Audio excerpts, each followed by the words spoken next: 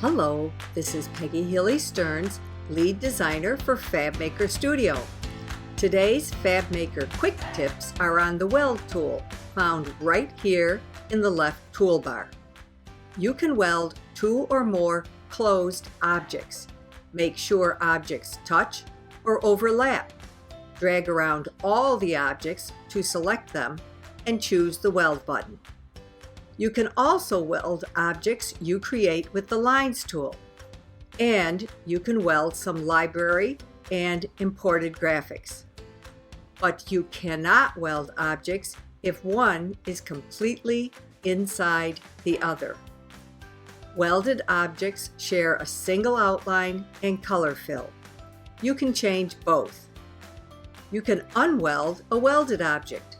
Select the welded object and the weld button becomes an unweld button. So, weld tips. Objects must be closed.